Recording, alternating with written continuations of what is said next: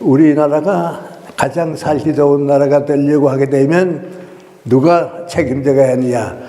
지금 우리 정치하는 국회의원들 가지고서는 살기 좋은 나라가 안 됩니다. 예수님의 교훈이 역사를 어떻게 바꿔놓았는가, 그걸 보여야 하는 거예요.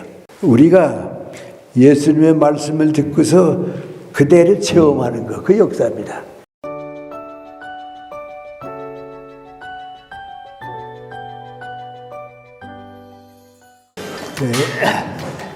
제 인생의 4분의 1, 25년 동안은 일제시대에 살았습니다. 그때는 내 나라에 살았으면 좋겠다. 내 나라로 회복돼야겠다. 그 생각이 제일 많았습니다. 우리 집은 우리 집인데 집 주인은 우리가 아니고 일본 사람이 우리 집에 와 살고 있고, 우리 옆에 오막살이에 모습 노릇을 하고 있으니까 일본 사람이 떠나고 내 나라에 살아야겠다. 그래 해방이 되면서 이제는 내 나라가 됐다.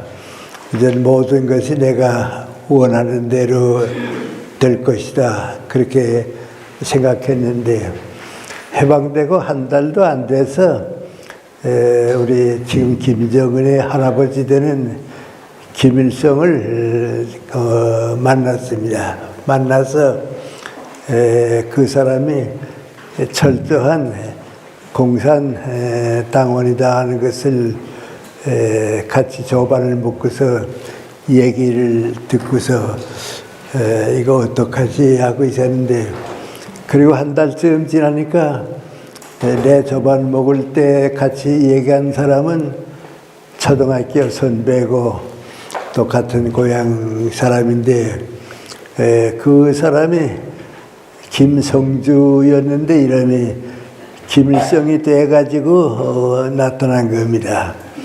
그러니까 우리 평양과 북한 사람들은 전부 생각하기를 이제 해방이 됐으니까 소재필 씨가 올 것 같은데 한국으로 서울로 갈 사람이고, 또 김구 선생도 서울로 갈 사람이고, 또 이승만 박사도 서울로 갈 사람이고, 평양으로 올 사람은 김일성 장군밖에 없다.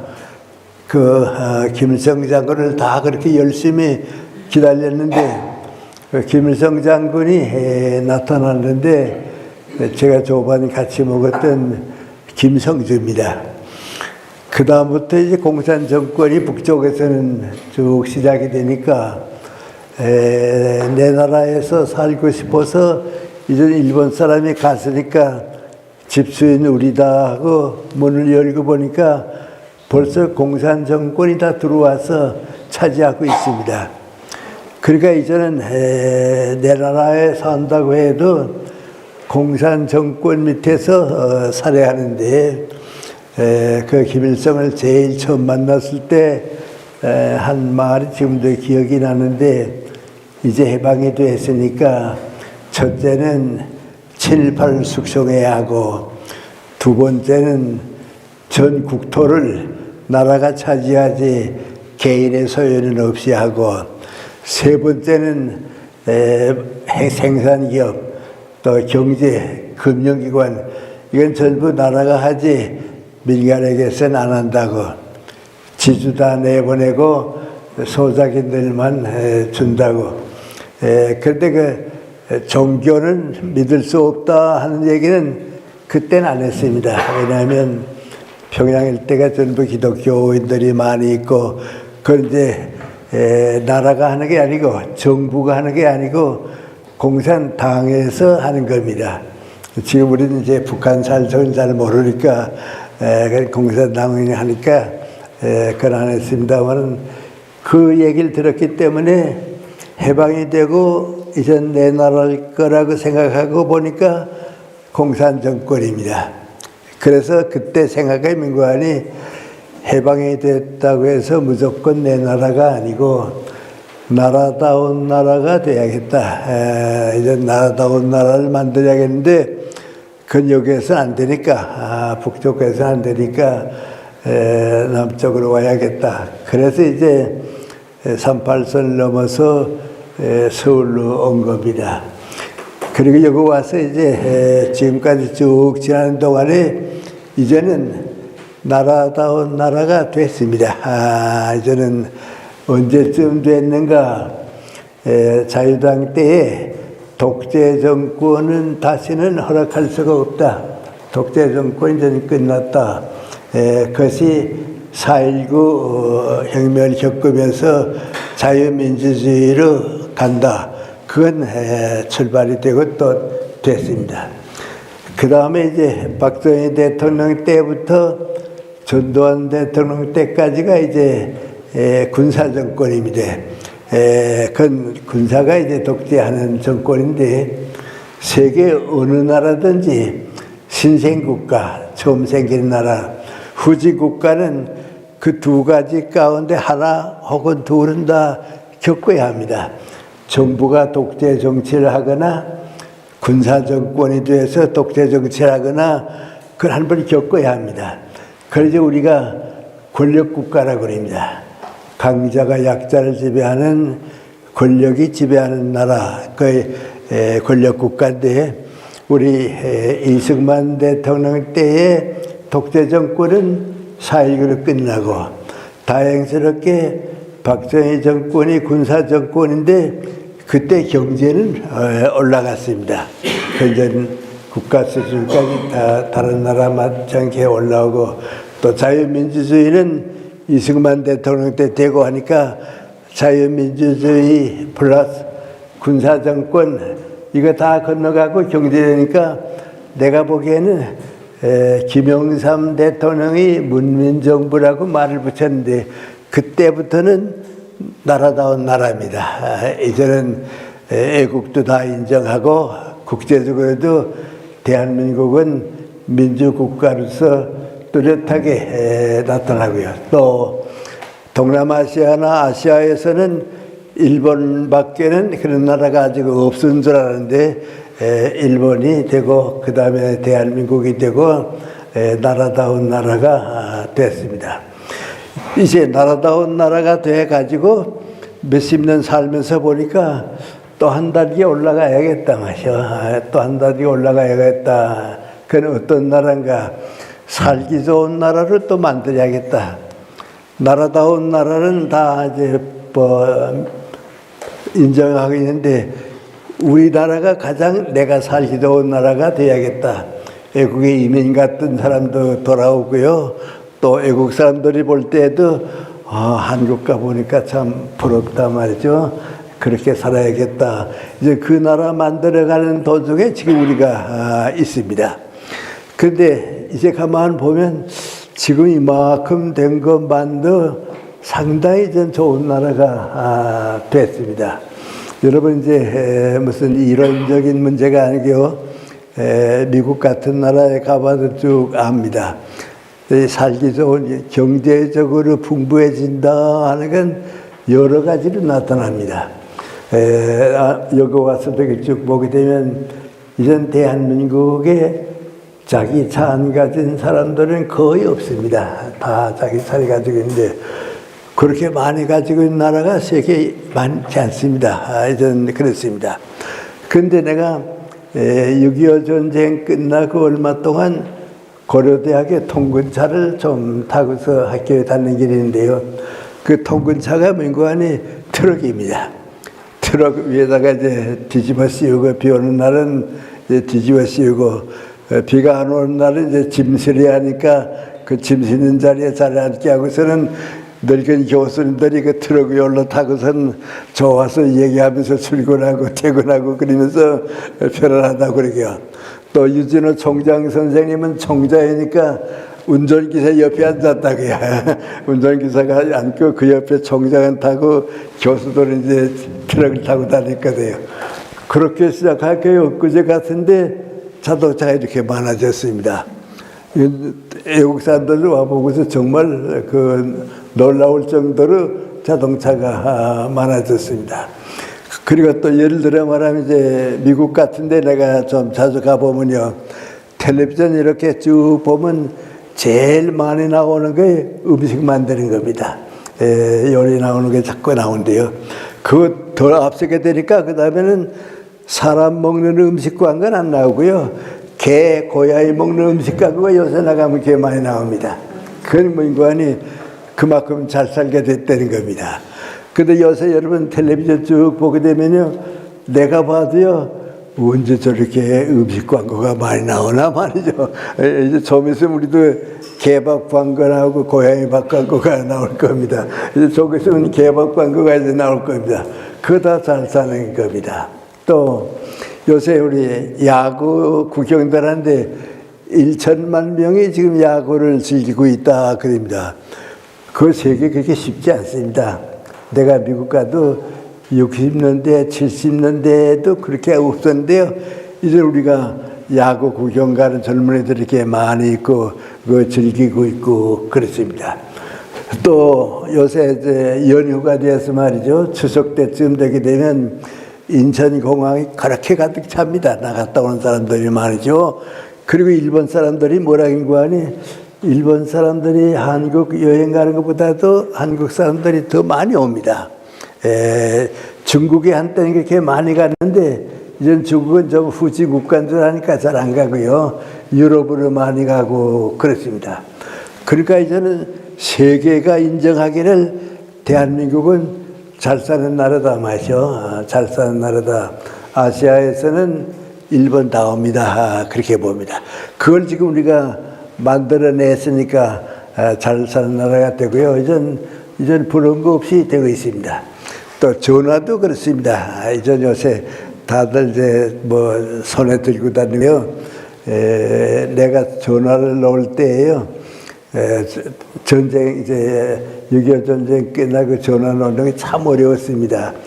근데 이제 그때는 어떻게 하는 거 아니 신청을 해가지고 몇 달 기다리게 되면 이제 제비 뽑아서 나오는 겁니다. 나도 지금 생각하는데요. 나도 신청을 하고 있는데 오늘 그 발표한다 그래요. 그래서 광화문에 이제 나가서 내 이름도 나오게 되면 전화를 놓게 되겠는데 하고 이제 기다리는데 그 전화 기다린다고 해서 가족들이 다 나가고요. 권영배 목사님이라고 우리 교회 목사님까지 김 교수님 전화기 신청했는데 나오나 보자고 나오고 말이죠. 그랬습니다. 그래서 다 이제 기다리고 있는데 뭐 몇 사람 다 몇 번 나오는데 안 나오대요. 그래서 이제 또 한 달 기다려야겠다 그랬습니다. 그런데 그 방송을 하면서 문관이 세 사람도 남았다고 말이죠. 다 불러 세 사람도 남았다고. 그 세 사람 뽑는데 우리 번호가 나왔습니다. 그래서 뽑혔습니다. 그랬더니 김영배 목사님 나보면 뭐라는 거 아니, 저 어제 밤새도록 선생님 전화 떨어지게 되는 기도했더니 됐다고 말이죠. 그래서 그렇게 살았는데 지금 이제 뭐 그걸 다 지났습니다. 그랬는데 이상하게 민관이 이젠 다른 나라 사람들은 다 부러워하는데 우리는 좀 더 살기 좋은 나라가 아닌 것 같다 말이죠. 자살을 하는 사람도 자꾸 많아지고요. 늙은이들이 혼자 집에 있다가 세상 떠난 사람도 많아지고요. 또 사회 갈등은 더 자꾸 많아지고요. 한쪽으로 올라갔는데 이게 어떻게 좀 더 바뀌어야겠다 말이죠. 좀 더 우리 사회가 바뀌어야겠다 말이죠. 그 생각은 다 하고 있습니다. 근데 나는 이제 우리 나 혼자 생각에 100살이 넘으면 그때는 일도 좀 끝나고 그럴 테니까 양구에 가서 여러분하고 좀 같이 시간 보내야겠다 했는데 100살이 됐는데도 일이 너무 많아서 말이죠. 잘 오질 못합니다. 이제 언제지 잘 모르겠는데요. 그럼 그 100살 넘어서 내가 왜 양구 가서 이제 조용히 좀 쉴 수 있을 것 같은데 안 되나. 그러니까 역시 살고 싶은 나라가 돼야겠는데 그게 안 되니까 됩니다. 되긴 다 된 것 같은데 뭐 안 됐습니다. 그 병을 좀 고치자. 예. 그 병을 고치지 않으면 기대해도 안 될 것 같다.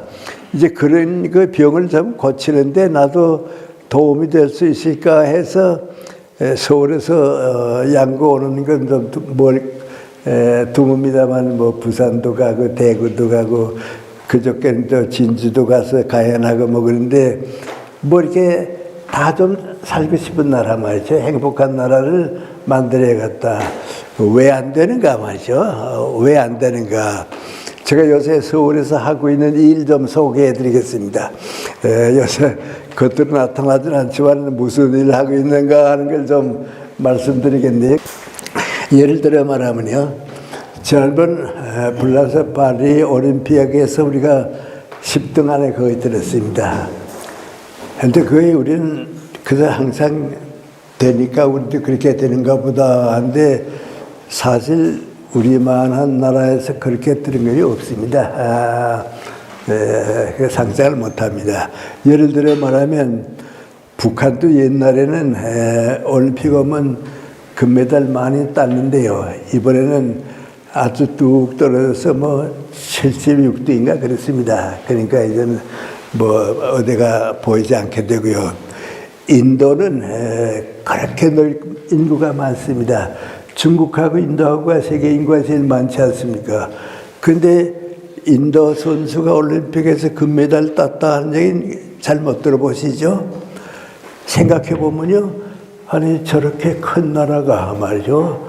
올림픽에 우리같이 작은 나라도 메달을 10개씩 따는데 금메달만 10개를 따는데 저렇게 며칠 따나 둘 땄나 셋을 땄나 그렇습니다.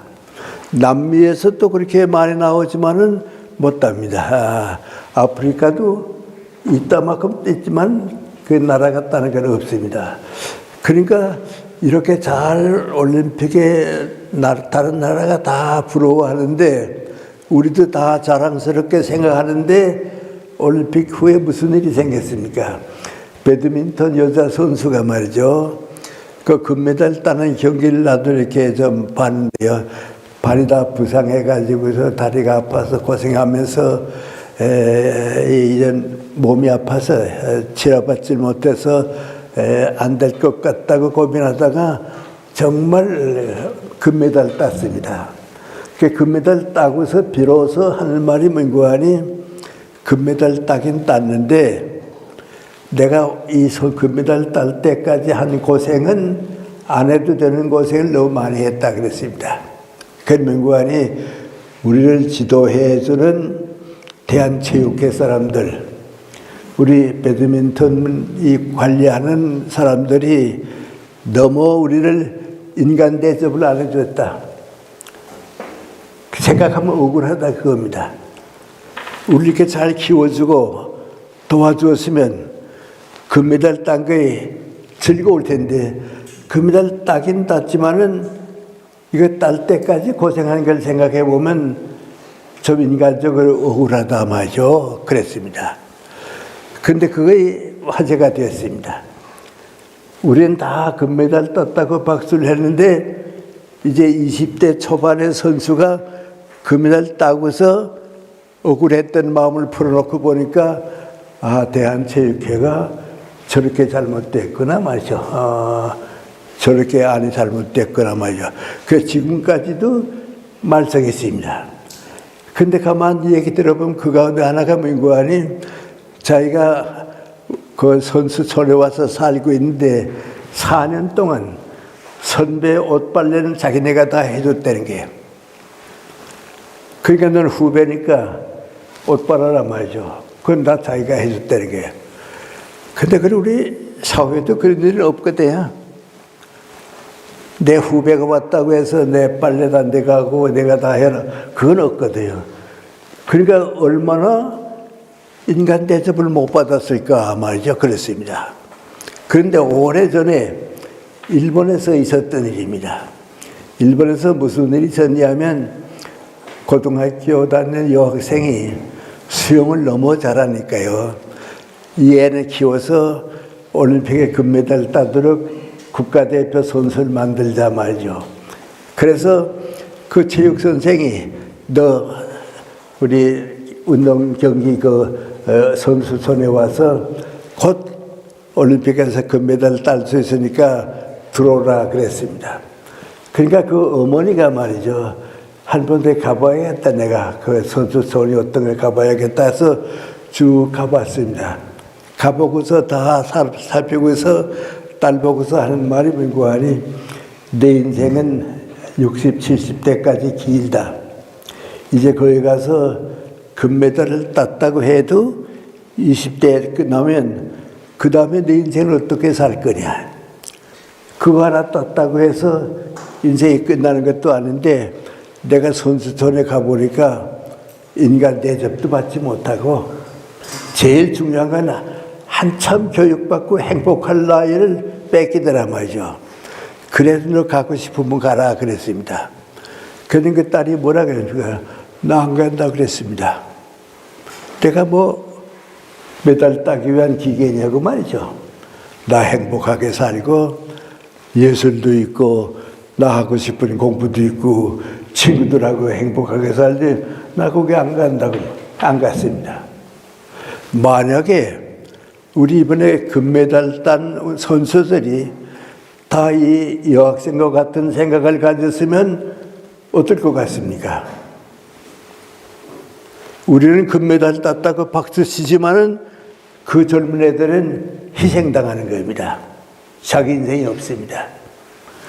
그걸 이제 나 같은 사람이 보고 있으니까요. 이건 우리 어른들 잘못이다. 왜?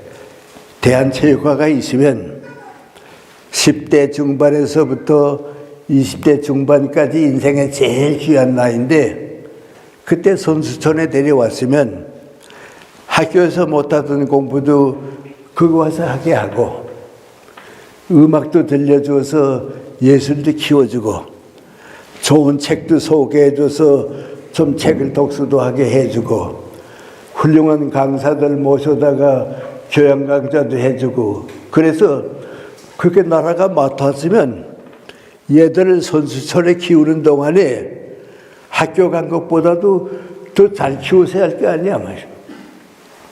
더 잘 키워서야 하는데 선배라고 해서 빨래 시키면 예약은 따라가야 하고 어떤 때는 기록 내지 못했다고 폭격도 당하고 욕도 먹고 누가 사랑하는 아들, 딸들 거기에 보내겠냐 말이죠. 그러니까 이제 내가 신문에 좀 쓰는 건 뭐인고 하니 이건 대한체육회가 할 일이 아니다. 소중한 젊은이들을 맡았으면 학교에 있는 것보다도 더 좋은 교육시켜라. 음악도 들려주고 문학도 가르쳐주고 다른 데보다 더 좋으면 이 다음에 그 애들이 자라서 메달 딴 다음에 30년 돼서 하는 말이 뭔고 하니 내가 학교에 있었던 것보다도 선수촌에서 사는 동안에 철들었다고 인생 많이 배웠다고 그때 잘하지 못했으면 원래가 이만큼 인격을 잘하지 못했을 거라고 왜 그렇게 키우지 않았냐 말이죠. 키울 자격이 없는 사람들이 하니까 그렇습니다. 지금도 그게 문제가 되고 있습니다.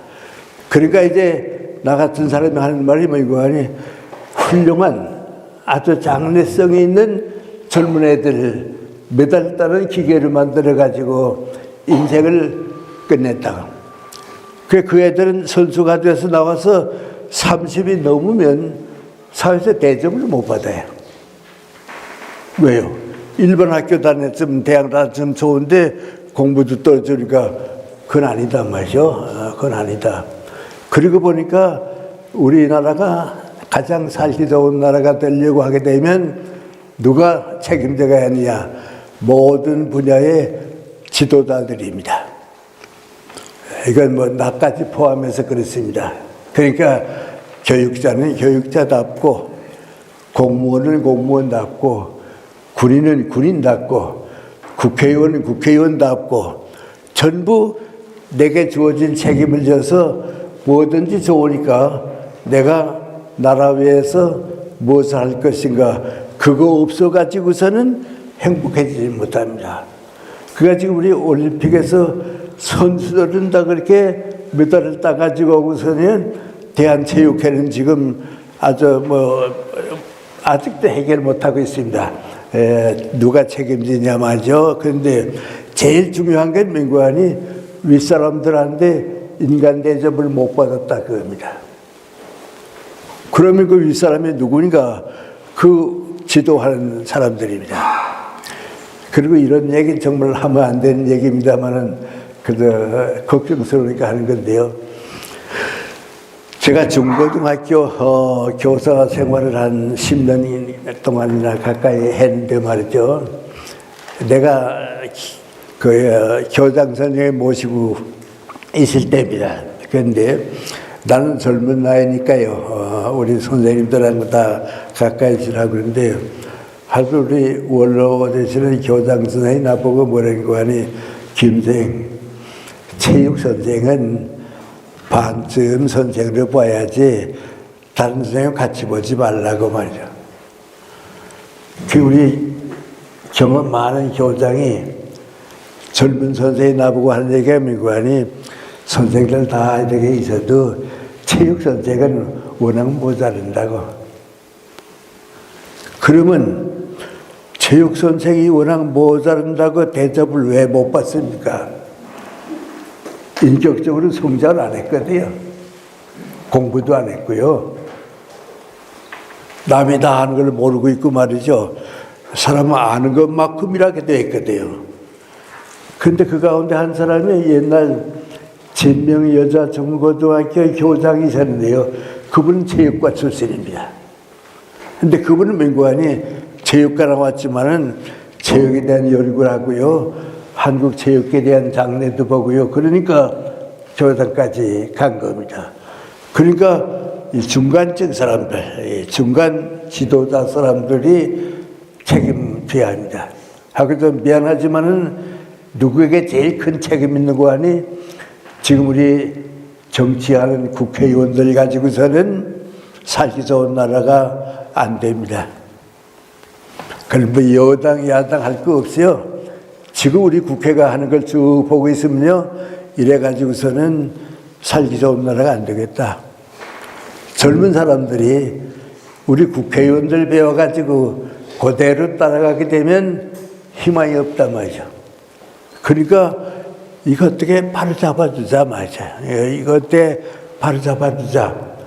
그게 우리 문제가 됩니다. 그래서 미안합니다만은 그래서 그런 걱정을 하다 보니까요. 이거 아직도 우리나라가 살기 좋은 나라가 되려고 하면 한 50년은 걸려야 할 것 같다 말이죠. 그럴 걱정입니다. 또 한 가지 예를 들어서 말씀드리겠습니다. 저는 이제 이승만 박사 때부터 지금까지니까요. 대통령 12분을 모시고 있었습니다. 12 대통령이 쭉 지나갔는데 우리 박근혜 대통령은 이제 여자 대통령이니까 남편 먼저 얘기는 없고 말이죠. 그 12명 대통령 가운데 11 대통령이 이제 영부인이 있거든요. 사모님이 있거든요.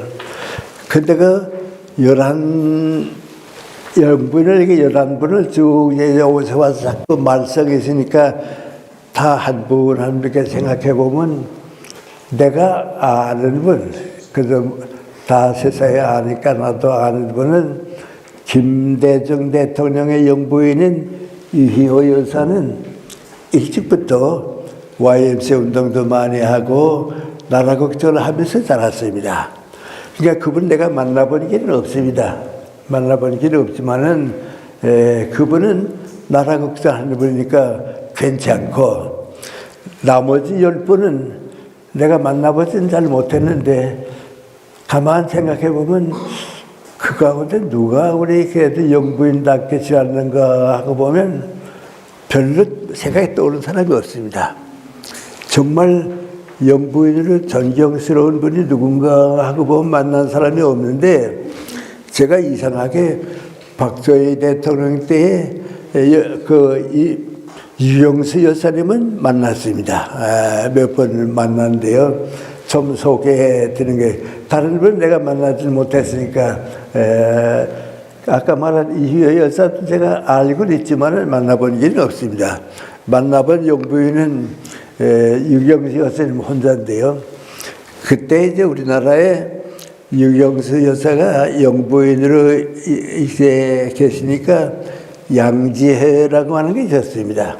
그 양지회 회원은 누구하니 이제 장관 부인들, 국회의원 부인들, 군 장성 부인들, 이런 그 높은 위치에 있는 부인들이 모여가지고서 강연도 듣고 이제 교양도 쌓고, 그리고 이제 뭐 좀 사회에서 일할 수 있는가, 그거 위해서 이제 양지회라고 있었습니다. 그 유경수 여사님이 그 양지회 회장입니다. 대통령 영부인이니까 해줘야 되고, 서울특별시장 부인이 총무가 됐습니다. 그래서 이제 강연회 같은 거 있으니까 저보고 강연을 좀 해달라고 그래서 갔던 길이 있고요. 또 유경수 여사는 영부인 가운데 아마 대학을 못 다니는 영부인은 그분밖에 없을 겁니다. 배와 여고만 나오고 대학을 이제 못 간 분입니다. 그러니까 영부인이 돼서 공부 좀 했으면 좋겠다. 그래서 이제 그 대통령 그 도와주는 분들이 걱정하는 분들이 우리 몇 교수님한테 부탁해서 시간 나는 대로 그 영부인한테 좀 이제 강의해 준다고 할게요. 그 시간 좀 만들어 준 길이 있고 그렇습니다. 그래서 제가 이제 그 교수 가운데 한 사람이기 때문에 이제 몇 번 이제 만나고 그랬습니다. 그런데 가서 이제 만나서 얘기도 해보고 그러면 그 영부인을 통해서 보는 게 뭐하니 박정희 대통령이 대단히 검소하게 살았습니다. 내가 생각했던 것보다 검소하게 살았습니다. 그 좀 지나치는 것도 있긴 있습니다. 예를 들어 말하면 어떤 미국 사람이 와서 이제 그 글 쓴 걸 봤는데요. 박정희 대통령을 만나게 돼서 여름에 박정희 대통령을 만나러 갔습니다. 그랬더니 약속한 시간 되기 전에 그 사무실이 너무 더우니까, 여름에 더우니까 말이죠. 에어컨을 끄고 있다가 외국 손님이 온다 하니까 에어컨을 켰습니다. 그리고 방이 서늘해진 다음에 그 외국 손님이 이제 들어왔습니다. 들어와서 얼마 동안 다 얘기하고서 어떤 거하니 시간 다 끝나고 나가니까요. 박정희 대통령이 예여 모인 거하니 에어컨부터 껐습니다. 전기 절약해야 한다고 하죠. 전기를 절약해서 그거부터 껐습니다. 근데 그걸 그 외국 사람이 보았습니다.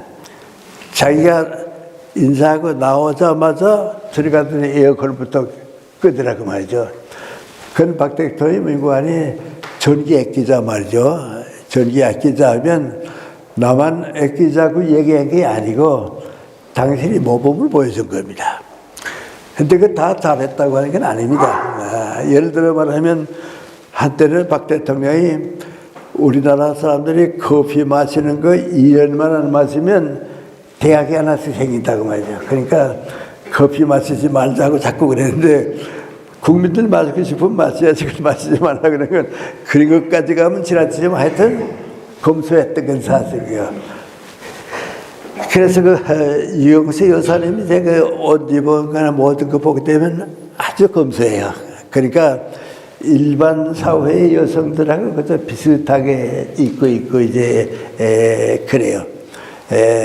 그리고 이제 뭐 자세하게는 모르지만 대단히 검소한 생활을 하고 있는데요. 또 그 아드님, 따님들 키운 때도 다른 사람하고 같이 키우지 뭐 대통령 아들이기 때문에 딸이기 때문에 검소해요. 그런데 내가 제일 이제 그분에게 고맙게 생각한 게 민구안이 한 번 동해안에 공비가 들어왔습니다. 북한에서 들어오는 공비가 들어왔는데 이 공비가 들어온 걸 잡기 시작했어요. 8명인가 그때 들어왔는데 거의 다 잡고요. 3명을 못 잡았습니다. 아마 다시 북한으로 갔는지 모르겠습니다. 그런데 그 공비를 잡기 위해서 동해안에 들어오는 공비 잡기 위해서 어떤 농사 그 산 밑에 살던 사람이 공비가 산으로 도망가는 걸 보고서 따라갔습니다. 내가 잡는다고 말해 따라갔는데 못 잡았습니다. 그리고만 놓쳤습니다. 그 놓친 사람이 뭐라 했는고 하니 그때 내가 공비 잡는 건데 놓쳤다고. 내가 운동화만 신었으면 따라가서 잡았을 거라고. 그런데 고무신을 신고 있었기 때문에 고무신에 걸려서 넘어지고 신백해서 따라가지 못하고 그냥 못 잡았다고 그랬습니다. 근데 유경수 의사가 나보고 그래요. 선생님, 제가 2, 3일 전에요, 그 소식을 듣고서요, 너무 마음이 아파서 혼자 많이 울었습니다. 우리는 저 국민들에게 해주는 거 아무것도 없는데, 저 국민들이 공비를 잡으려고 따라가는데, 고무신 신었기 때문에 못 따라갔다고 말이죠. 그 우리 잘못이지 누구 잘못입니까 말이죠. 많이 울었다고 그래요. 그래서 나는 그 얘기를 듣고서 말이죠. 저만 하면 영부인의 자격이 있다 말이야. 그 영부인의 마음속에 명구하니 내가 대통령에 여기 올라와서 살지만은 그런 국민들을 위해서 내가 도와주지도 못하고 말이죠.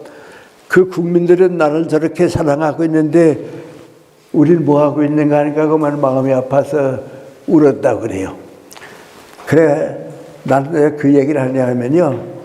요새 우리 영부인들이 많이 있는데 존경받는 부인도 있겠죠. 그런데 고맙게 생각하는 영부인이 그렇게 많지 않습니다. 많지 않은데 왜 그런가? 이건 나 같은 사람이 할 얘기는 아닙니다만은 영부인은 애국심이 시합니다. 국민들보다 나라 걱정도 할 줄 알아야 합니다. 대통령분이 안 됐으면 괜찮아요.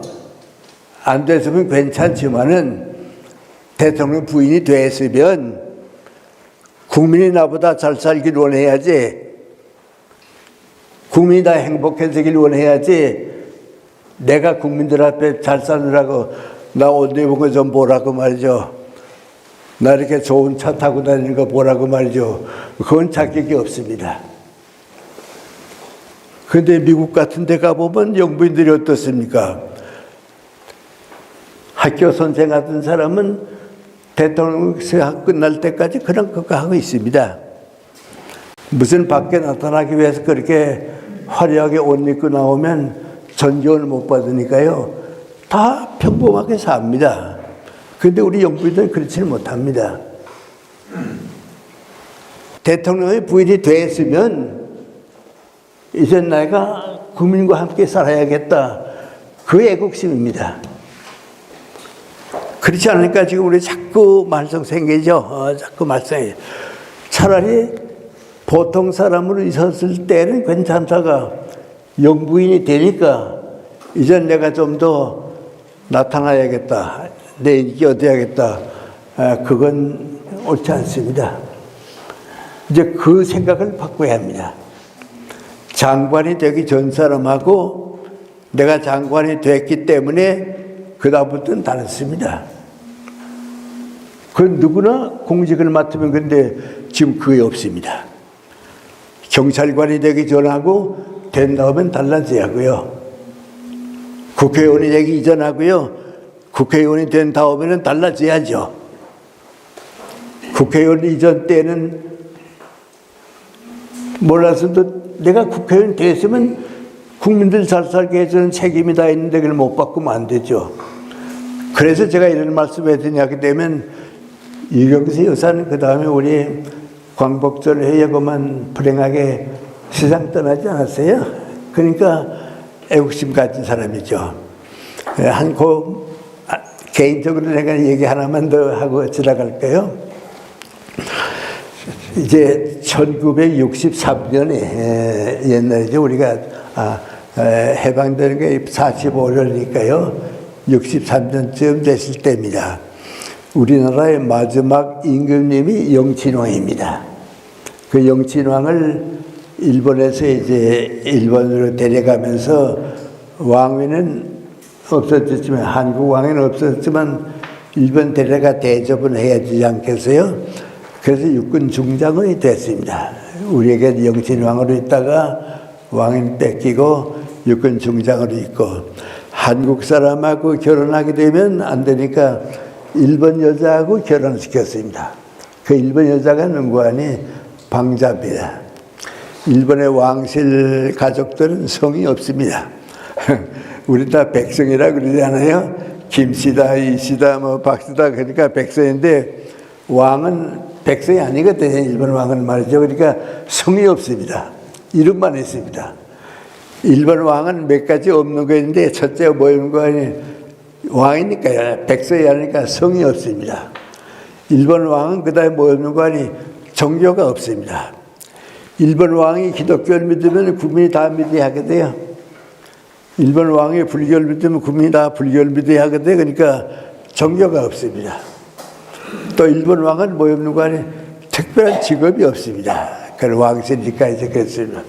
예, 그 이제 일본 왕인데, 그 우리 영친 왕이 일본에 가서 육군 중장까지 이제 대접을 받고 일본 여자하고 이제 결혼해야 하는데 왕실 여자하고 결혼을 시켰습니다. 우리나라 이제 왕이었으니까요. 그 왕실 여자 가운데 한 사람이 이제 방자입니다. 그 사람 성이 없습니다. 하고 우리나라 영친왕은 이씨왕이 되니까요. 이씨가 성이 있거든요. 그래서 방자 여사가 결혼하고서는 이방자 여사가 된 겁니다. 비로소 백성이 된 겁니다. 일본 왕실로 있다가 한국 왕하고 결혼했지만 이씨니까 이방자 그러니까 돼요. 그래서 이제 63년에 일본에 우리가 이제 정권이 다 바뀌고 그러니까요. 이 영친왕이 그만 국적이 없었습니다.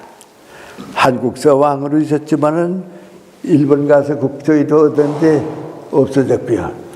이방자 여사는 또 일본 사람으로서 국적이 없었습니다. 왜냐하면 일본 여자로 있다가 한국 왕하고 결혼했으니까 국적이 없으니까요. 무국적자가 됐습니다. 하고 구라고 하는 이름 가진 아들이 있고 그랬습니다. 그때 이제 박정희 대통령이 문구안이 우리 왕실 후계자고 마지막 왕인데 모셔오자. 그래서 이제 영친왕하고 이방자 원사하고 그 아드님하고 한국으로 모셔왔습니다.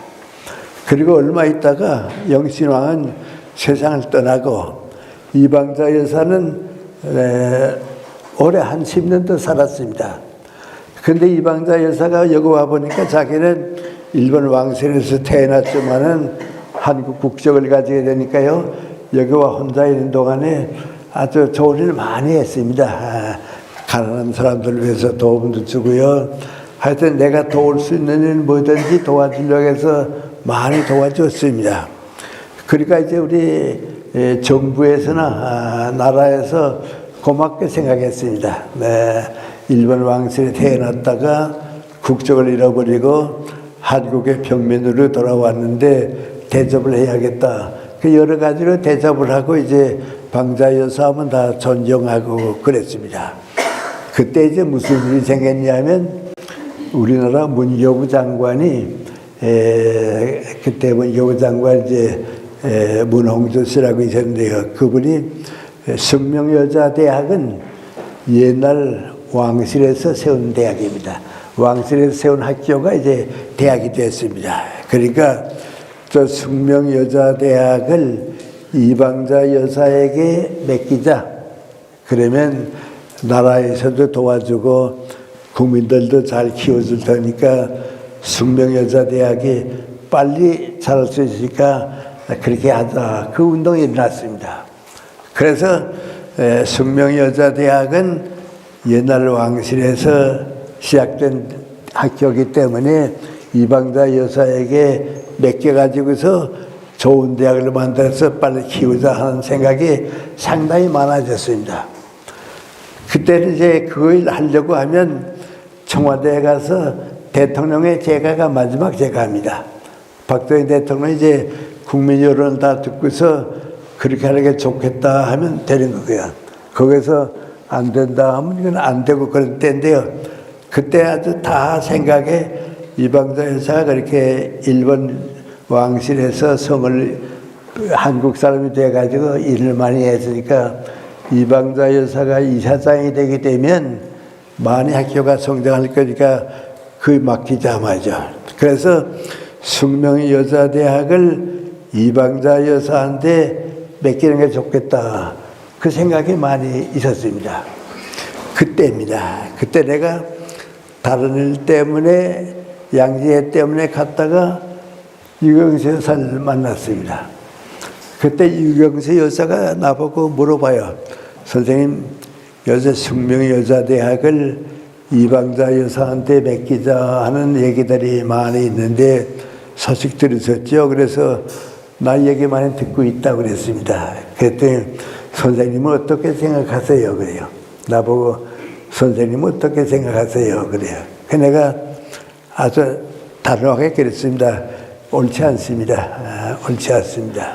왜냐하면 민주주의 국가라고 하는 것은 대학이든지 금융기관이든지 큰 병원이든지 무슨 언론기관이든지 이거 전부 국민이 주인이 돼야지 나라가 하게 되면 북한 같아지고 일제시대가 막 자게 되니까 그건 국민에게 맡겨야 합니다. 그건 안 됩니다.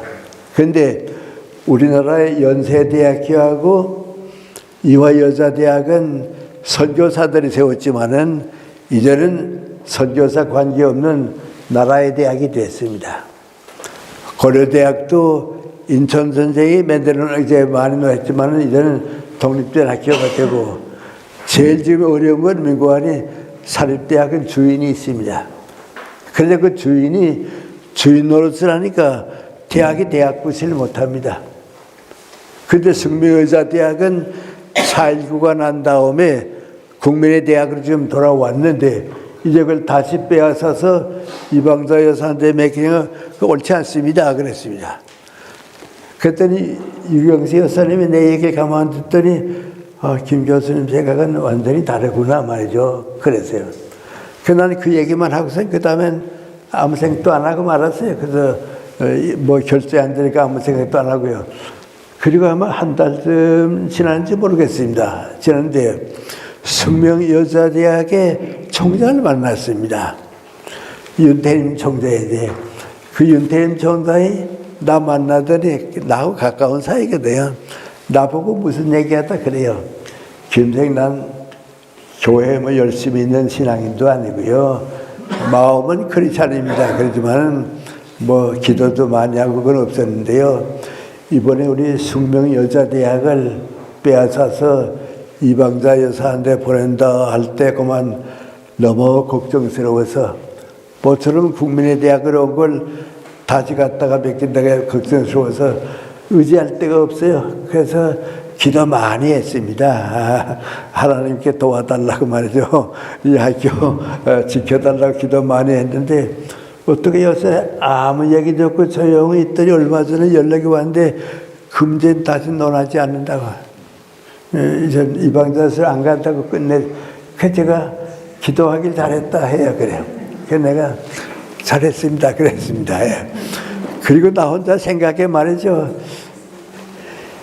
그때 유경수 여사가 나한테 왜 물어봤을까? 박정희 대통령이 김영석 교수 만나게 되면 한번 물어보라고 그랬을 것 같기도 하고 또 안 그런데 유경수 여사가 나한테 물어봐서 박 대통령한테 얘기한 것 같기도 하고 그리고 쭉 보니까 유경수 여사가 하는 일 가운데 제일 큰 일이 뭔가하니 국민들이 이런 거 걱정합니다. 국민들이 이것 때문에 걱정합니다. 그 얘기를 박 대통령한테 항상 하고 있어요. 그분의 습관이에요. 그리고 당신은 밖에 나타나는 일이 없고 돕는 것은 아무도 모르게 개인적으로 조금씩 돕는 겁니다. 이제 대통령 청와대 편지가 많이 오잖아요. 그러면 그거 좀 돕고 그래요. 그래서 우리 영부인들이 유경수 여사만큼 애국심이 있고 국민들의 걱정을 대통령에게 전할 수만 있어도 나라가 좀 더 많이 좋아지지 않았을까 말이죠. 그래서 요새 영부인에 대한 얘기들이 많이 있는데 그게 문제입니다. 그런데 그것만 문제도 아니고요. 또 문제인데 뭐니 국회의원 부인들은 남편이 국회의원이 됐으면 나라 위해서 뭐 할까 하는 것을 걱정해야지. 우리가 어떻게 출세할 수 있을까? 어떻게 이 다음에 우리가 좀 더 높은 자리에 올라갈까? 그건 아닙니다. 가만 보면 정치가들 가운데 제일 실패하는 정치가가 미안합니다만은 우리 서울시의 박원순 시장입니다. 그 사람 시장 돼가지고서 이 다음에 나 대통령 되기 위해서 일했지 시위에서 한 일이 없습니다.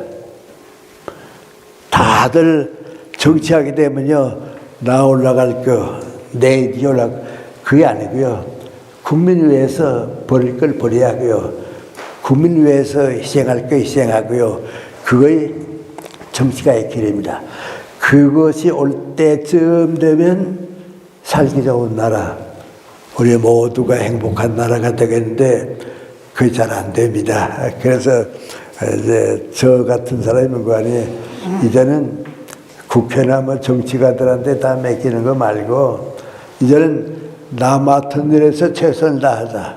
예를 들어 말하면 나 같은 교수는 누가 보든지 교수다운 교수, 누가 보든지 국민다운 국민, 법관다운 법관, 경찰관다운 경찰관, 선생다운 선생, 이는 다 자기 걸 지켜서 살기 좋은 나라를 만들어야겠단 말이죠. 그런 겁니다. 그럼 이제 그렇게 하려고 하면 어떤 생각이 필요한가? 많이 바뀌어야 합니다. 세상의 모두가 많이 이제 바뀌어야 하는데 두 가지가 필요합니다. 첫째는 거 아닌 왜 이렇게 자꾸 사회가 어두워지고 흐려지는가? 요 2, 3일 동안 여러분 신문 보시게 되면 이상한 기사를 봅니다. 그러면 아니 아버지가 재산이 있으면 아들, 딸한테 물려주지 말고 나 죽을 때까지 잘 쓰다 가지 안 준다 그겁니다. 요새 다 그렇게 됐습니다. 이상하게 됐습니다. 저도 애들 6을 키우는데요. 내 아내가 좀 오랫동안 병중에 있었습니다. 그러니까 내가 제일 중요한 책임인 거 아니 내 아내가 20년 동안 병중에 있기 때문에 내 아내의 걱정을 위해서 애들이 일 못하거나 사회를 못하게 만들 테니까 그 책임은 내가 져야겠다. 그래서 어머니에 대한 일은 아버지가 다 봐주니까 우리는 좀 마음 놓고 살도록 해줘야겠다. 그래서 20년 동안 사는 겁니다. 그러니까 내 모든 것을 민구하니 내 가족 전체를 위해서 생각했는데요. 요새는 그렇지 않습니다. 그래서 이거 좀 미안합니다. 이전은요, 아버지나 어머니가 혼자 되면요, 아들 집 밭에 가겠다, 딸네 집 가겠다 생각하는 내 친구들이 없어요. 그저 혼자 산다 그래요. 좋은 점도 있고 나쁜 점들이 혼자 산다 그래요. 또 아들, 딸들도 말이죠. 자기 일이 바쁘니까 혼자 계시겠지 뭐 그래요. 그러니까 지금 노인들이 자꾸 고독해집니다. 그런데 여성들은 괜찮아요. 살림을 자기가 하니까 괜찮은데요. 남자들은 혼자 되게 되면 정 불쌍해요. 정 불쌍해요. 내 후배 교수 가운데 이근식 교수라고 있었는데요. 법과대학 교수입니다. 80이 되면서 부인이 세상 떠났습니다. 그러니까 나보고 그래요. 선생님, 그 개인집에, 단독집에 살지 말고요. 아파트로 이사 가세요. 이사 가세요. 내가 혼자 되고서 이제 아들, 딸 한 놈을 괴롭힐 거고 혼자 살아야겠다 하고서 생각하다가 아파트에 살고 있었는데 석 달 동안 지나니까 밥도 할 수 있고 빨래도 할 수 있고 아무 걱정도 없더라고 말이죠. 그래서 나보고 뭐 이거 아파트로 갔어요. 단독집 있으면 이거 부산 아파트로 가세요. 그래요. 그리고 혼자 사니까 편하고 좋다 그래요. 뭐 부러운 것도 그렇다 그래요. 그래서 나도 또 참 잘하셨다고 그랬어요. 그래서 나는 우리 어머님이 이제 아파트를 좋아하시기 때문에 단독집에 살았거든요. 그리고 이제 뭐 큰아들이 옆에 살기도 하고요. 또 내 아내 돌봐도 이제 그 도우미 아주머니가 또 봐주고 있으니까 그랑 이제 몸을 긁고 그러게 돼요. 그러니까 그런데 또 나는 일이 많으니까 아들 집에 갈 수도 없고 그래 쭉 살았어요. 그리고 한 5년쯤 지나면요, 지났을 때입니다. 학교에서 은퇴한 교수님들, 학교 떠나고 은퇴했던 교수님들이 이제 동정을 쭉 들어와요. 그런데 다 이름인데 나보고 아파트를 이사 가라 그러던 이근식 교수님 이름이 빠졌어요. 이상하다. 나보다 훨씬 젊으니까 세상 떠났을 리는 없고 이상하다. 난 또 개인으로 가까운 사이고. 그 복바대학에 전화 걸어가지고서 학교에서 보낸 명단 보니까 이근식 선생님이 빠졌대요. 이렇게 됐어요. 그랬습니다.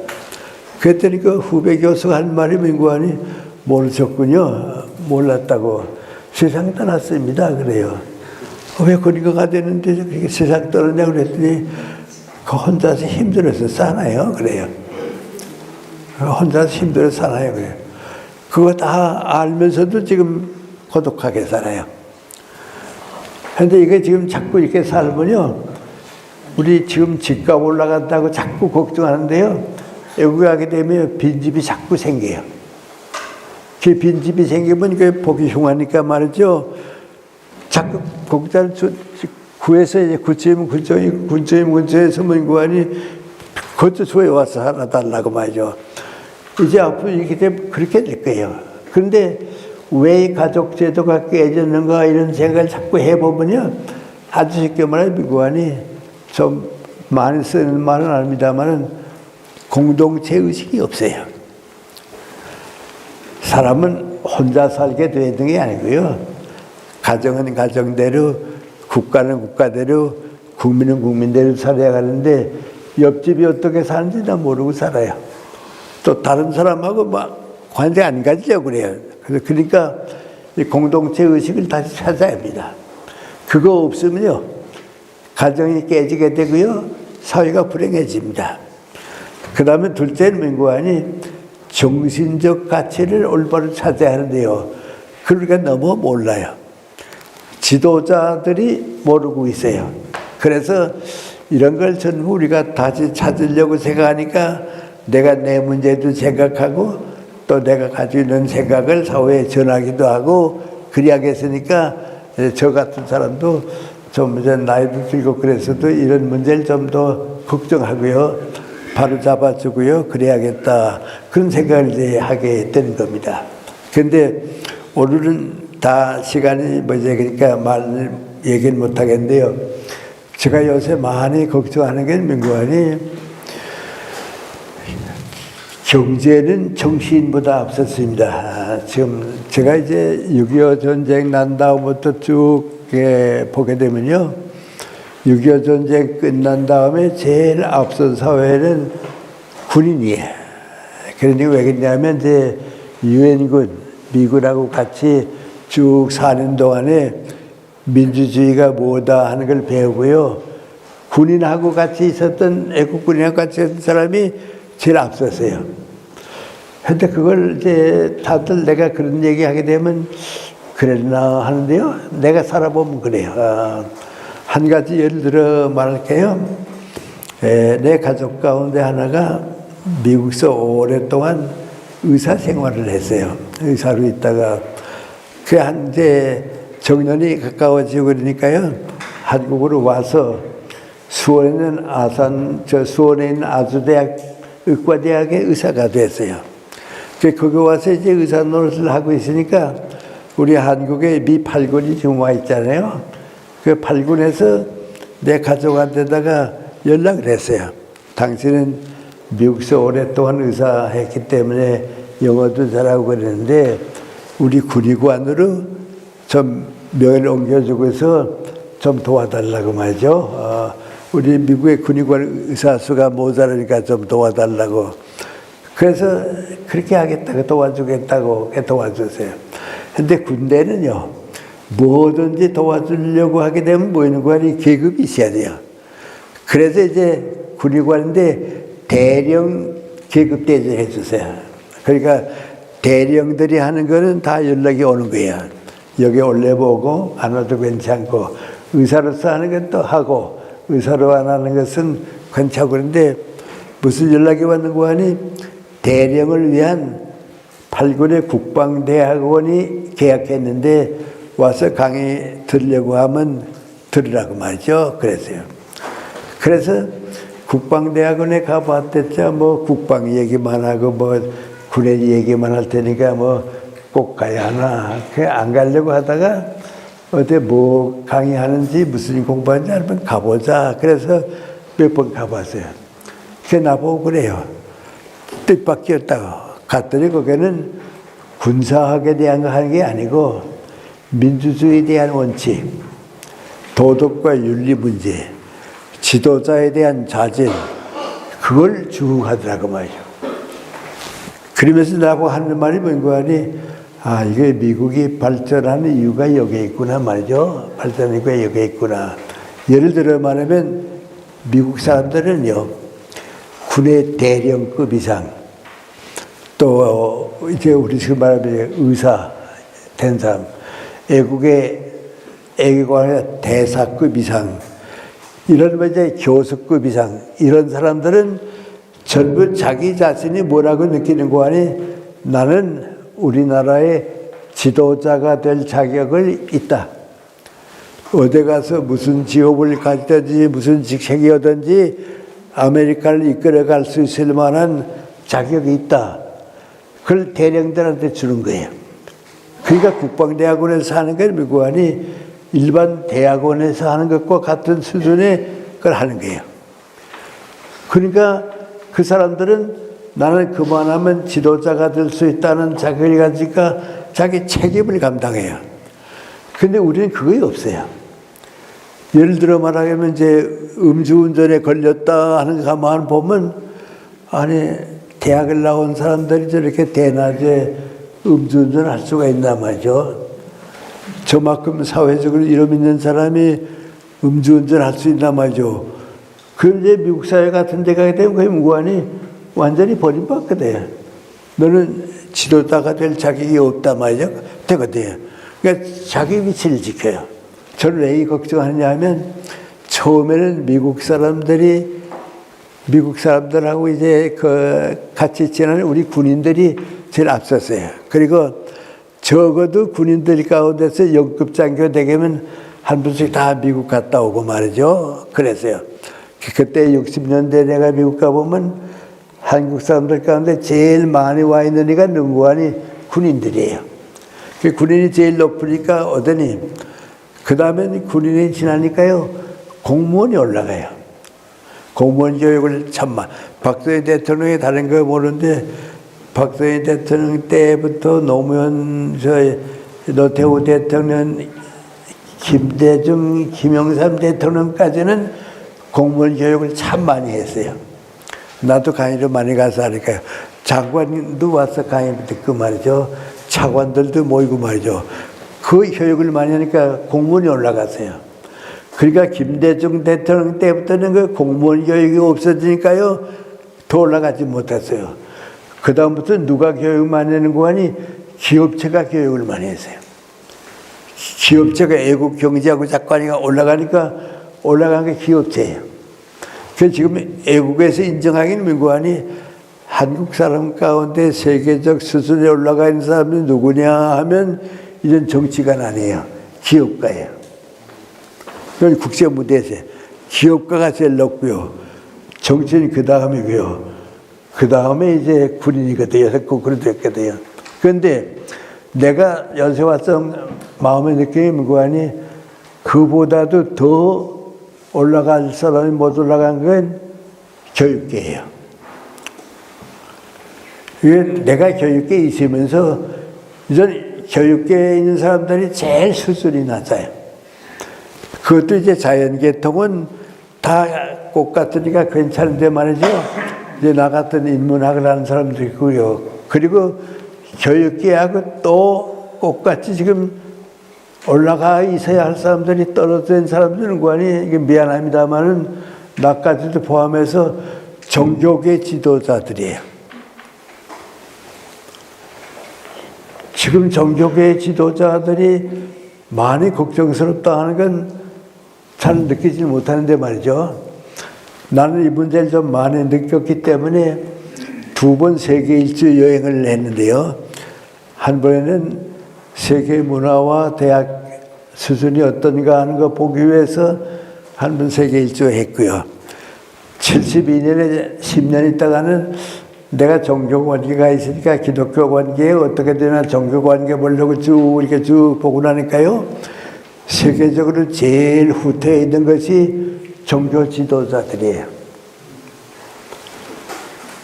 근데 내가 이런 얘기하면 여러분들 잘 그럴까 말이죠. 종교 지도자면 불교 지도자, 기독교, 천주교, 개신교 지도자인데 그렇게 수준이 낮습니까? 그럴 텐데 그건 할 수 없어요. 그래요. 뭐 보면 알 수 있는가? 세계에서 제일 가난하고 후진 국가가 인도예요. 인도에 제일 많은 건 종교 지도자예요. 내가 인도 가게 되면 인도 사람들이 항상 나보고 하는 말이 뭔고 하니 첫째 목표는 인도 사람들이 하는 말이 뭔고 하니 파키스탄보다 앞서는 거, 이슬람교보다 앞서는 거, 그 다음에 중공보다 앞서는 것이 우리 인도의 목표라고 그래요. 근데 내가 다녀보고서 느낀 건 뭐고 하니 인도 종교 가지고서는 앞서지 못해요. 지금도 그래요. 가난하고요. 교육받지 못했고요. 그러니까 그러면 세계적으로 보면 제일 지도자 없는 게 어딘가? 종교 지도자지요. 지금 우리 중동 전쟁 있잖아요. 지금 우리 이스라엘하고 이제 아랍 지역하고 지금 전쟁하잖아요. 다들 사상가들이 뭐라는 거 아니? 공산주의를 100년 못 간다고.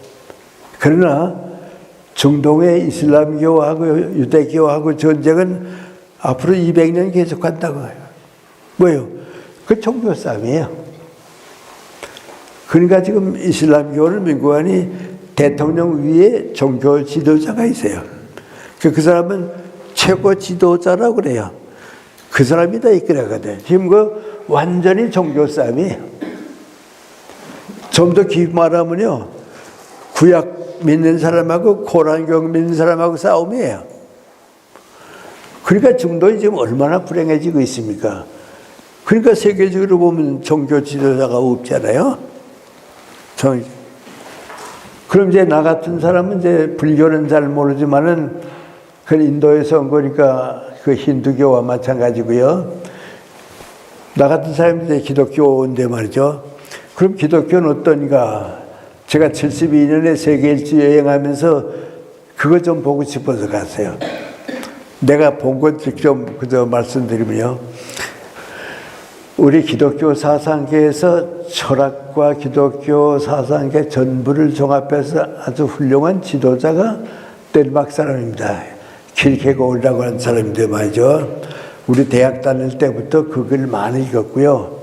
그 사람이 킬케고르지만은 독일, 영국, 불란서에 영향을 미친 지도자세요.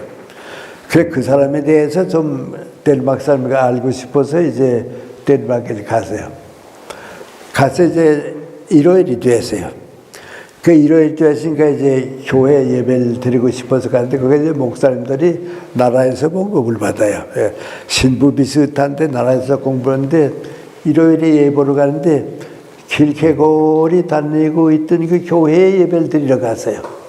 그분이 살았을 때 이제 그 교회에 왔으니까요. 그런데 예배 드리는 시간이 돼서 예배 드리려고 쓱 가보니까요. 교인은 한 30명밖에 없고요. 목사는 4분인가 5분이 기다리고 있고 말이죠. 아주 교회가 탱탱 비었어요. 그러니까 예배 드리는 것보다도 목사님들이 물가만 봐요. 더 안 들어오나 돌아보자 그래요. 그 내가 언제나 이렇게 안 모이냐 그랬더니 안 모인다 그래요. 그래도 이제 부활절 뭐 이제 이런 데는 많이 모이고요. 안 모인다 그래요. 아 이거 교회가 이렇게 탱탱이 비는구나 말이죠. 그랬어요. 그 다음 주에는 영국 런던에 갔어요. 런던에 가서 이제 내 아내하고 같이 갔기 때문에요. 토요일에 관광하고 이런 예배를 드려야 할 텐데 호텔 주택가에 호텔에 들었는데 예배당 미리 정해놓고서 관광을 가야겠다. 그래서 저기 교회가 있다고 그래서 가봤어요. 내일은 여기 와서 예배를 드려야지. 그리고 가서 보니까 낮에 예배가 없고 저녁 예배만 있어요. 이상하다. 낮 예배가 없고 왜 저녁 예배만 있는지 모르겠다 말이죠. 그럼 관광도 들어가서 저녁에 예배 드리러 가면 돼야겠다 말이죠. 그래 이제 다음날 갔어요. 일요일 저녁이죠. 가봤더니 한 5, 60명 모였어요. 근데 광고하는데 뭐라는 거하니 오늘로 마지막 예배 드리고 다음부터는 교회 문 닫는다고. 그래서 우리 교회들은 여기서 떨어지는 저 어느 교회하고 합하게 되어 있으니까 이제 여기서 예배하는 건 없고 그쪽으로 간다고 말이죠. 그래요. 그 내가 갔던 날에 예배 마지막 예배예요. 그 내가 부목사 보고 물어봤어요. 그럼 교회 문 닫느냐 그랬더니 문 닫는다 그래요. 왜 닫느냐 그랬더니 모이질 않는다. 모이지 않으니까 뭐 어떡해야 돼요. 그래서 우리 교회라고 저쪽하고 모여서 예배하기로 했다고 그래요. 지금 구라파에 가면요 그게 대부분이에요. 미국도 그래요. 교회가 자꾸 줄어요. 그럼 천주교는 어떠니까 싶었어요. 천주교는 불란서하고 이탈리아가 제일 교회가 많거든요. 그 불란서에 가서 노틀담 교회 가서 예배하는데요. 예배 보는 수는 아마 지금 우리만큼 많이 모였어요. 그런데 그 예배당 관광객은 그저 왔다 갔다 그 자꾸 돌아다니죠. 그래서 천주교도 이전에 옛날하고 다르구나 말이죠. 그게 모이지 않는구나 말이죠. 그 다음에 로마에 갔다가 성 베드로 교회 갔어요. 그건 천주교의 제일 본산 아니에요. 근데 그 이제 예배 당대가 십자가 모양으로 되는데요. 저 한 곳에서만 모여요. 한 300명이 모였어요. 그 이제 미사 드리러 가서 나도 이제 그 앉아서 이제 미사에 참여했는데요. 가만 보니까요. 전 세계에서 찾아왔던 수녀님들, 신부님들이에요. 아프리카에서, 남미에서 어떤 수녀님들, 또 신부님들이 와서, 거기 와서 로마에까지 왔으니까 그 미사에 참여한 거예요. 그런데 그 관광객들은 그저 왔다 갔다, 그러죠. 그거 보고서, 이제 천주교도 교회들이 자꾸 저렇게 줄어드는구나 말이죠. 그리고 이제, 화란에 가보진 않았는데요. 와서 보니까요, 그 화란입니다. 화란은 외관이 예배대 하나 있었어요. 그 국교 예배대 하나 있는데, 교인이 전혀 모이질 않으니까요. 큰 건물을 그냥 내버려둘 수는 없고, 이쪽은 도서관 만들고, 이쪽엔 또 문화시설 만들고, 다 이렇게 떼어보게 예보는 건 없어요. 그리고 나니까요, 종교가 이렇게 이제 약해졌구나 말이죠. 그래요. 그런데 또 다른 건 있어요. 잘 사는 나라, 행복하게 사는 나라, 가장 나라답게 사는 나라에 가보면 교회에 모이는 수는 적어도요, 사회가 기독교 정신이에요. 정치가가 기독교 정신이고요. 사상가가 기독교 정신이고 그래요. 그러니까 지금 나타난 게 뭐니? 교회는 자꾸 줄어들고 기독교 정신을 가진 사람이 세계를 이끌어가고 그게 지금 세계 변화예요. 근데 우리는 어떻게 되는가? 우리 이제 얼마 지나게 되면 제 생각엔 교인 자꾸 줄어요. 예배당 수도 줄을지 몰라요. 그러나 기독교 정신을 가지고 살게 되는 거예요. 그럼 그 기독교 정신이라고 하는 게 뭐냐 하고 찾아보면 지금 우리가 생각하는 민주주의도 전부 거기서 나오고요. 휴머니즘 운동도 전부 거기서 나오고요. 공동체 의식도 전부 거기서 나오고 그래요.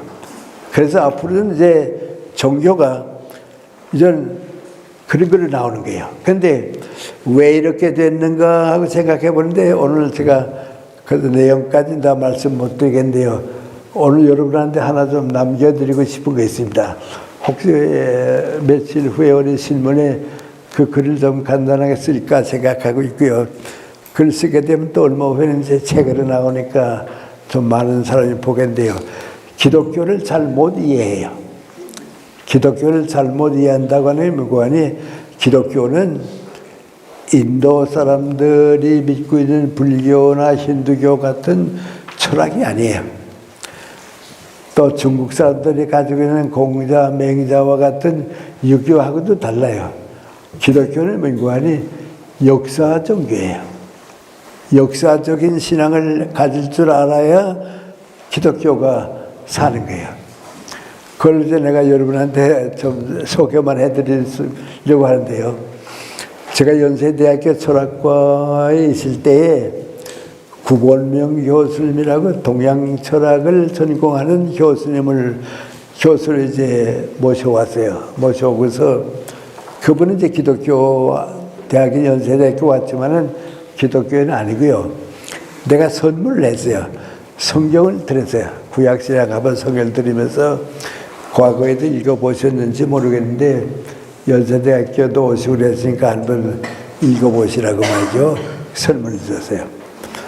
근데 얼마 있다가 그 교수님이 내 방에 오더니 나보고 그래요. 선생님 주신 그 성경 제가 창세기를 읽었습니다. 제일 앞에 있는 창세기 읽었는데 공자님의 논어를 읽는 거하고는 다르고 불교인들하고는 불교 경전하고는 완전히 다른데요. 그래요. 뭐에 다르게 느껴졌습니까? 했더니 논어를 읽어봐도 다 좋은 교훈리가 있고 불경을 읽어봐도 다 좋은 논리가 들어가 있고 그런데 창세기 쭉 읽어보니까 그 아브라함 가정의 가정 역사더군요. 그래요. 그래서 세상 얘기 다 들어가 있더군요. 역사 얘기. 뭐 기독교적이다 뭐 그것보다도 그저 이렇게 살았다 이렇게 역사적인 얘기인데 어떤 거 보면 좀 창피한 전쟁한 얘기, 가족적으로 뭐 싸운 얘기 뭐 여러분 그 성경을 읽을 때 자꾸 너무 쉽게 읽어서 그런데요. 그 창세기는 역사 기록이거든요. 논어하고 달라요. 불경하고도 그런 게 없어요. 그러니까 그분이 나고 좀 놀랬다는 거예요. 그러니까 그분 보고 뭐라는 거 하니 그렇게 됐겠습니다. 왜냐하면 기독교는 역사 종교입니다. 성경이 역사책입니다. 구약도 창세기, 출애굽기 쭉 해서 눕기까지 전부 역사 얘기입니다. 그 역사에 나타났던 사람들이 남겨놓은 기록이 그 다음에 있고 그 역사책입니다. 신약도 마태, 마가, 누가, 요한복음 그 역사 기록입니다. 예수님의 생애고요. 그리고 사도행전도 역사입니다. 그 다음에 있는 건 이제 바울 사도 같은 그 제자들이 남겨놓은 편지 북이고요. 마지막 묵시록도 또 그 역사입니다. 그러니까 기독교는 역사 종교입니다. 그러니까 그 역사 속에 우리와 하나님의 관계 그겁니다. 그 내가 그 번째 철학과 교수니까요. 인도는 인간과 자연으로 살았습니다. 그러니까 거기서 철학이 나오고 동양의 공자, 맹자는 인간과 인간관계를 살았기 때문에 윤리학이 있고 기독교는 인간과 신과의 관계, 하나님과의 관계이기 때문에 그건 자연의 역사입니다. 그 역사가 오늘까지 내려온 겁니다. 이제 읽으실 건 신약의 사복음하고요. 사도행전까지 읽어보세요. 그러면 완전히 기독교의 역사 종교입니다. 그랬습니다. 근데 이상하게요. 우리 목사님들이나 신학자들이 그걸 느끼지 못해요. 그러니까 교회만 커지면 기독교가 사는 걸로 아는데 교회가 커지는 게 아니고요. 기독교의 수가 많아지는 게 아니고요. 예수님의 교훈이 역사를 어떻게 바꿔 놓았는가 그걸 봐야 하는 거예요. 근데 그걸 얘기하지 못하니까 기독교가 생명력을 잃어버린 거죠. 그럼 나같이 철학 공부하는 사람들은 어땠는가? 쓱 읽어보면 기독교는 역사 종교입니다. 블레이즈 파스칼이라고 있죠. 기독교 사상가로서 세계적으로 알려진 사람이고요. 과학자로서 또 세계적으로 알려 있습니다. 아주 훌륭한 과학자입니다. 근데 그 사람의 신앙 고백이 있습니다. 그 신앙 고백은 그 사람이 죽은 다음에 장례식을 지내려고 옷을 갈아입혔는데요. 옷을 갈아입혀 보니까 입고 있는 옷자락에 이게 뭐 들어가 있습니다. 꺼내봤더니 신앙 고백이 거기에 있습니다. 그래서 신앙 고백이 죽인데 그 신앙 고백 제일 첫째가 뭐인 거 아니? 아브라함의 하나님, 이삭의 하나님, 야곱의 하나님, 철학자의 하나님은 아니다. 그 신앙 고백의 첫째예요. 이제 그분 기독교를 역사 종교로 본 거예요. 아브라함, 이삭, 야곱 같은 기독교 역사 종교고 철학자, 인도 사람들 생각 같은 그런 종교는 아니다 말이죠. 역사적이다. 철학자의 종교는 하나님 아니다. 그게 좀 더 말하게 되면 어떤 때는 신학자의 하나님 아니다 들어갑니다. 그건 오해하는 말이지만 뭐 우리 철학계에서 다 하는 얘기, 철학이 만든 종교는 아닙니다. 그 역사 종교이기 때문에 그렇습니다. 그리고 여러분이 그 읽어보면요, 예를 들어 말하면 아브라함은 경건한 사람이고요, 이삭은 아주 착하고 무능한 사람이고요. 얼마나 무능하냐 하게 되면 장가도 제 마음대로 못 가서 종이 시켜줘서 가고 그러거든요. 야곱은 제일 시단거리고 깜찍하고요. 야곱하고 장사해서 이득 볼 사람은 없어요. 그거 다 역사적이에요. 그런데 그 사람들이 하나님을 믿고서 달라진 게 역사적이에요. 그런데 루마니아 사람이네요. 불란서 대학에서 강의하던 밀케 엘리아드라고 하는 세계에서 제일 그 우뜸 가는 종교학자가 있어요. 그분이 종교학자를 있을 때 이제 대학원 학생들이 다 그분 강의를 들으러 모이고 그랬는데요. 그분이 미국 시카고 대학으로 옮겨왔어요. 그러니까 이제 유럽에서 종교학자들이 다 그 사람 따라가서 미국으로 왔어요. 내가 미국 갔을 때 그분이 시카고 대학에서 강의해서 나도 거기서 이제 강의실 좀 들어가고 그랬어요. 근데 그 사람이 제일 강조하는 게 민구안이 기독교는 역사 종교라고, 다른 종교를 종교라고 그러면 그런 의미의 기독교는 아니다 그럽니다. 그 역사적인 종교다 하는 건 뭐라는 얘기 아닙니까? 우리가 예수님의 말씀을 듣고서 그대로 체험하는 거, 그 역사입니다.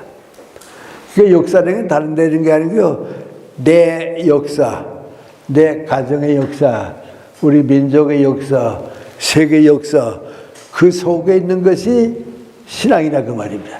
그 신앙 때문에 역사가 바뀌어지는데 제일 먼저 바뀌어져야 하는 게 민구안이 내가 바뀌어져야 합니다. 그리고 기독교 정신이 가진 나라가 바뀌어야 하는 거고요. 기독교 정신으로 세계가 바뀌어져야 하는 거, 그게 역사 종교입니다. 근데 이제 큰 얘기부터 내가 두 가지만 하게 되면요, 미국에 가서 아메리카 역사 이렇게 쭉 보게 되면 조지 워싱턴, 벤자민 프랭클린, 아브라함 링컨 이런 사람들이 미국을 만들었구나. 그럼 그 사람들은 누군가? 그렇지 않습니다. 기독교 정신입니다. 그러니까 예수님의 말씀이 기독교 정신이 돼서 미국을 만들었구나 말이죠. 그 역사 종교입니다. 또 나보고 이제 얘기하라고 그러면요, 지금 우리나라 정치 지도자 가운데 요새 우리가 생각하는 사람 가운데 독일의 여자 수상, 그 여자 수상을 가만 쭉 보게 되면 뭐 누구 다 있지만은 저 사람은 크리스찬이라구나. 아주 그 사람은 기독교 정신을 가지고 독일을 움직이다가 이제 은퇴했죠. 만약에 50년 전에 그분 같은 지도자들이 우리 세계 10사람만 있었으면 지금 이렇게 안 됩니다. 왜요? 그 사람이 기독교 정신을 가지고 역사를 바꿔놓으니까요, 이렇게 되지 않거든요. 그러니까 역사적교입니다. 그럼 그 역사적교가 우리 체험에서 나와야 합니다. 개인의 역사, 나는 내 역사가 있고 여러분 다 여러분의 역사가 있잖아요. 그 크리스찬으로서 나를 생각해 봐야 합니다. 그 시간이 없으니까 그래서 좀 미안한 말씀 하나 드리고서 다음번 시간에 좀 더 연장 가도록 하겠습니다. 내 경우를 생각해 봅니다. 내가 14살 나서 초등학교를 졸업했습니다. 근데 너무 타고난 병이 좋지를 못해서 우리 어머님도 의사도 얘 중학교 못 간다고 그래서 편안히 마음 편하게 해두면 잘 살면 뭐 한 20살까지 살면 다행이고 대체 그런 병에 걸린 애들은 10살 전후돼서 끝나대요. 지금 이따만큼 이제 신문 보면요. 내가 앓은 병 같은 병을 앓는 애들이 나옵니다. 나오면 의식을 잃어버리고 쓰러지다가 깨어나면 되고 깨어나지 못하면 뇌사 상태가 되니까 죽는 겁니다. 뇌는 죽지만은 심장은 사니까요. 그 이식합니다. 다른 애들에게 이식해서 이제 5대에게 줬다, 뭐 몇 대에게 줬다 하는 게 이제 뇌사 상태가 돼서 이제 사람 그지는 못하지만은 심장은 살아있으니까 이제 이식 수술도 하고 이제 그럴 겁니다. 나도 이제 몰랐는데 지금 가만 생각해보니까 내가 이제 그렇게 태어났습니다. 그 14살 나서 초등학교를 졸업했는데 건강 가난하기도 하지만 건강도 그렇고 중학교를 못 가게 되니까요. 살고 싶었습니다. 나도 살고 싶고 우리 어머니도 나보고 그래도 세상에 태어났다가 20살까지는 살아봐라. 예. 그 전에 죽으면 너무 아깝지 않냐 말이죠. 그렇게 됩니다. 그래서 그때 내가 이젠 의지할 것도 없고 따라갈 것도 아무것도 없으니까 하나님한테 기도드려야겠다. 그 기도드리는 어렸을 때가. 그 지금 내가 생각하면 누구 일이라고 생각하냐면 내가 가만 생각해 보면요. 살고 싶어서 나도 이제 어른 될 때까지 살고 싶어서 하는 기도가 뭐고 하니 하나님께서 나한테 건강을 주셔서 나도 다른 사람과 같이 어른이 될 때까지 살게 해주시면 건강을 주시는 동안은 내가 하나님을 해드리겠습니다. 하나님을 해드리겠습니다. 그러니까 나도 좀 건강하게 해달라고 그 기도로 살았습니다. 그런데 부모님은 다 이제 생각 안 했는데 우리 담임 선생님이 그 사정은 모르니까요. 얘 중학교 꼭 보내라고 꼭 보내라고. 그래서 이제 숭실중학교에 갔습니다. 갔지만 이제 그건 철이 없으니까요. 그런데 가서 1년 지나고 크리스마스 때가 됐는데 윤인구 목사님, 김창준 목사님, 장로교, 감리교 대표하는 목사님의 설교를 세 살에서 6살에 들었습니다. 근데 그게 뭐 14살짜리가 뭐 알았겠어요. 근데 다 듣고 나니까 나도 모르게 깨달았습니다. 하나님 관이 이제부터는 내 인생은 너 혼자 가는 게 아니고 예수님이 함께 하신다. 이제부터는 내 일생 동안 예수님이 함께 하신다. 하고 내가 드린 기도는 하나님께서 기억하실 거다 그겁니다. 그리고 시작을 했는데요. 우리 김재준 목사님은 우리나라에서 제일 좀 이성적인 그런 분인데 유교를 믿고 있다가 기독교로 갑자기 돌아오니까 너무 정신 상태가 이상해졌어요. 얼마 동안은 열병 앓는 것 같이 어려웠다 그래요. 너무 충격이 심하니까요. 그리고 이제 신앙으로 들어왔다 그래요. 나는 그때 그건 아니지만 저없이 이제는 예수님이 함께 하신다 그랬습니다. 그리고 이제 건강이 좀 회복돼 그런 병이 이제 그 나이 들면 괜찮은가 봐요. 회복돼서 이제 중학교 4학년 때입니다. 중학교 4학년 때 우리 학교는 평양학교, 나는 여기 남쪽에 있고요. 북쪽에 영유라고 하는 곳인데 여름방학에 거기 시골학교, 시골교회에서 학야등 성경학교를 한다. 그래서 선생으로 내 반에 같이 있던 친구가 너 우리 교회 와서 학교하던 성경학교 좀 해달라 그래요. 그래서 나 그거 못 해보았는데 자신이 없다고 그랬더니 영철이가 오는데 걔가 다 할 테니까 너 같이 따라오라고 말이죠. 그러면 내 따라간다고 말이죠. 나도 해보고 싶고요. 교회를 돕고 싶고요. 그랬는데 이제 그럼 언제 만나자고 평양에 여기 시계가 있는데 그 시계 밑에서 몇 시에 만나가지고서 가자고 3시 만나자고 약속했어요. 근데 영철이는 나도 나이도 많고요. 그런 경험이 많거든. 나는 가서 따라가면 되니까 말이죠. 그래서 그 시간에 이제 가방까지 만들어 주고서 세상에 태어나서 처음 선생님 노릇 하러 갔거든요. 가서 기다리는데 둘이 다 오지 않아요. 이것들이 나 데리고 간다고 그러더니 필요 없으니까 둘이 가는가 보다 말이죠. 이제 창피하게 또 가방 들고 집에까지 가게 됐구나. 근데 이놈이 서울특대 오더니 민구안이 빨리 기차 타자고 시간 다 됐다고 그래요. 영철이 왜 안 오냐 그랬더니 미안하다 그때 이렇게 되려면 그놈의 자식 어젯밤에 뭐 먹었는지 설사가 나서 못 내려놔서 그래서 이제 둘이 가야 된다고 그래요. 야 그럼 난 안 간다. 내가 가서 어떻게 감당하냐 그랬더니 너까지 안 가면 어떡하냐고 말이죠. 그래 갔어요. 가서 하여튼 그 미안하다. 오전에는 애들한테 주일학교에서 가르치고요. 저녁에는 동네 어른들한테 설 강연하고요. 새벽에는 새벽기도 인도하고요. 그걸 맡았다고요. 그때는 정말 지구멍에 있으면 들어가고 싶을 정도였는데 그때 어떡합니까? 그래 기도했죠. 주님 저를 이렇게 보내주셨는데요. 이분들 위해서 좀 설교도 하게 해주고 좀 도와달라고 하시게 돼요.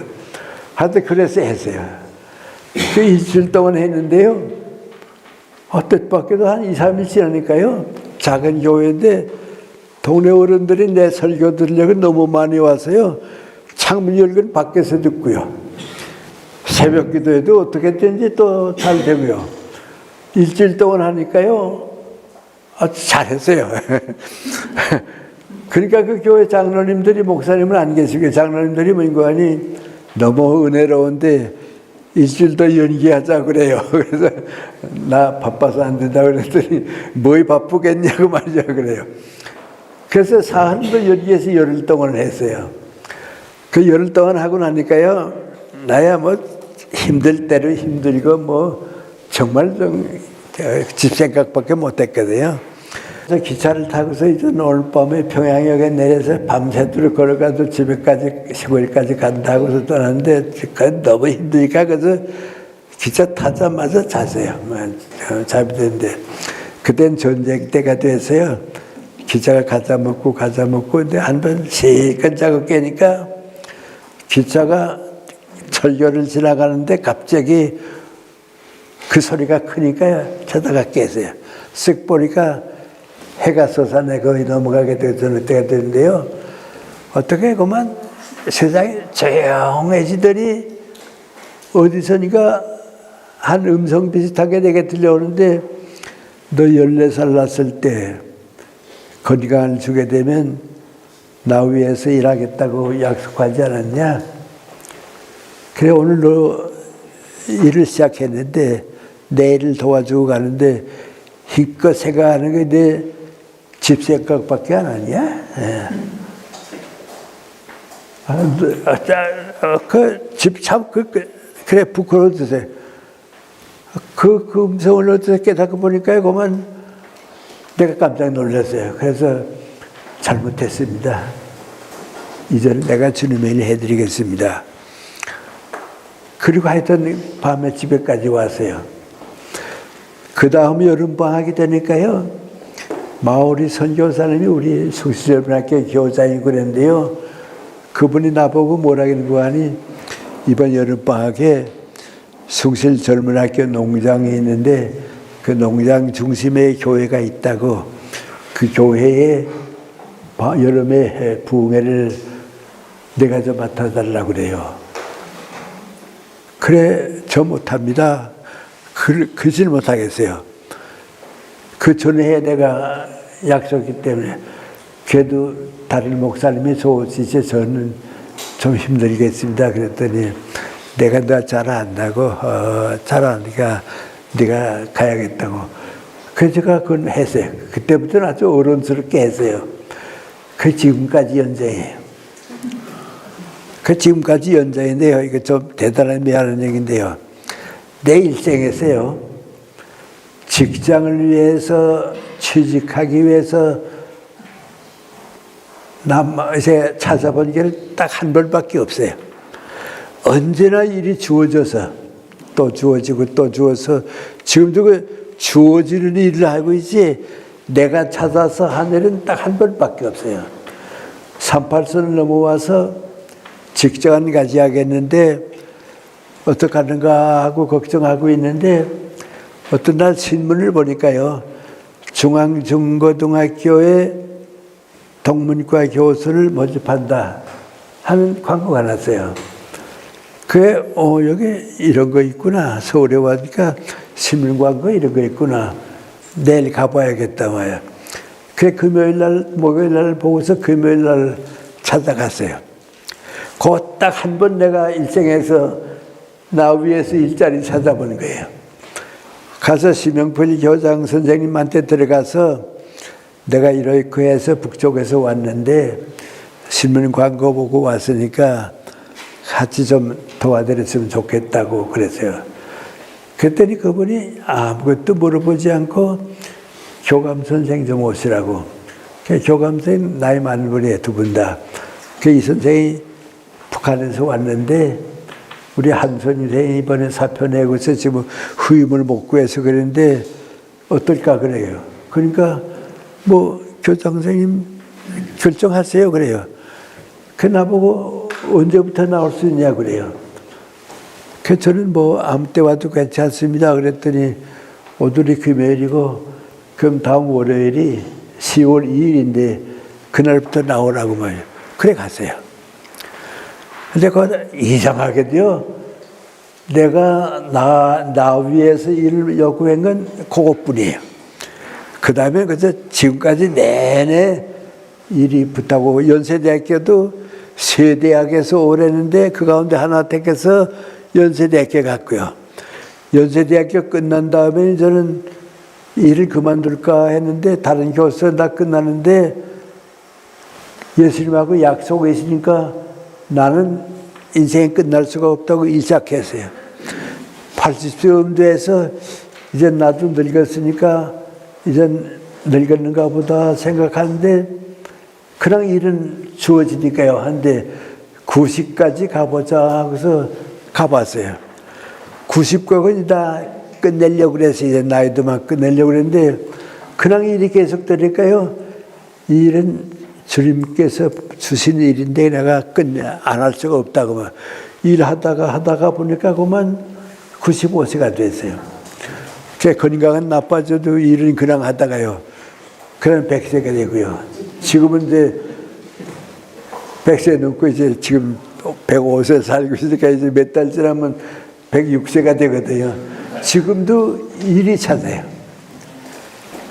항상 일이 있어서 가요. 그러니까 나는 14살 났을 때 그래서 생각 없이 이제 건강한 데를 주님께서 맡겨주신 일을 하겠습니다 하고 기도드렸는데 지금도 주님께서 건강하게 일 주시니까 안 할 수가 없죠. 안 할 수가 없죠. 다들 이제 나보고 몇 해나 더 일하실래요? 그럽니다. 너무 나이 많으니까요. 그럼 나도 모른다고 말이죠. 그래서 언제까지인가는 사람은 일할 수 있고 다른 사람에게 작은 도움이라도 줄 때까지 살면 되니까 일할 때까지만 난 일하면 된다고 그럽니다. 얼마 더 일할지는 모릅니다. 지금도 그 일이 끝냅니다. 그런데 이건 내 체험입니다. 나보다 훌륭한 체험한 사람들이 많이 있습니다. 그런 사람들이 정치가가 되고요. 그런 사람들이 독일의 수상이 되고요. 그런 사람들이 미국의 조지 워싱턴이고 그래서 역사를 움직입니다. 그러니까 우리 기독교 목사님들이나 신학자들이 그걸 깨달으면 이제는 교회는 많든지 안 많든지 정치가가 그걸 깨닫고 교육자가 그걸 깨닫고 예술가가 그걸 깨닫게 되면 역사가 달라지는 거죠. 그때는 언젠가 그렇게 되게 되면 가장 살고 싶은 나라, 모두가 인간답게 사는 나라, 그리고 우리 후손들에게 우리나라 같은 데가 없지, 가보면 우리나라 같이 행복한 데가 없지, 그런 나라를 만드는 것이 역사 종교인 기독교 신학에 있다고 믿기 때문에 제가 있고요, 교회가 있고요, 또 나와 같은 체험을 하신 분이 여러분 가운데도 있고요. 그건 특별한 건 아니에요. 인간답게 살려고 하니까 그 길밖에 갈 수가 없어서 그 길 택하게 되고요. 이런 생각을 쭉 해보게 되면 아직도 우리나라가 누구나 살고 싶은 나라 되기 위해서는 기독교 정신이 많이 필요하다. 미국을 키워놨듯이 유럽 역사를 만들었듯이 또 모두가 자기 책임하는 데가 와야겠다. 그런 생각을 가진 거죠. 그래서 여러분하고 오늘 같은 시간을 가졌는데요. 기독교는 역사적인 신앙이다 하는 걸 생각하게 되면 아까 내가 말씀드린 올림픽이나 우리 지도자들에 대한 생각이나 다 묶어서 우리의 신념, 우리의 신앙 때문에 역사가 바뀌어지고 우리 후손들에게 행복한 대한민국을 좀 이렇게 줘야겠다. 그 생각이 있는 사람과 없는 사람이 다르고 또 그런 생각을 위해서 기독교 정신이 어떤 것인가 아주 세상적으로 기독교라는 거 빼놓고 얘기하게 되면 기독교 정신은 진실을 사랑하는 거고요. 자유를 선으로 이끌어가는 거고요. 인간애가 이루어지는 겁니다. 공동체 의식이 이루어지는 거고요. 어떤 사상을 가지고 사느냐 그거 가르쳐 주는 것이 성경이고 예수님의 말씀입니다. 그러니까 우리 한 번씩은 좀 거기에 부딪혀 봐서 내 인생에 새 출발을 할 수 있었으면 좋고요. 제가 여러분한테 드릴 수 있는 마음의 선물은 그 이상은 없습니다. 그러니까 여러분 자신이 좀 새로운 인생을 시작해 주시기 바랍니다. 너무 긴 시간 됐습니다만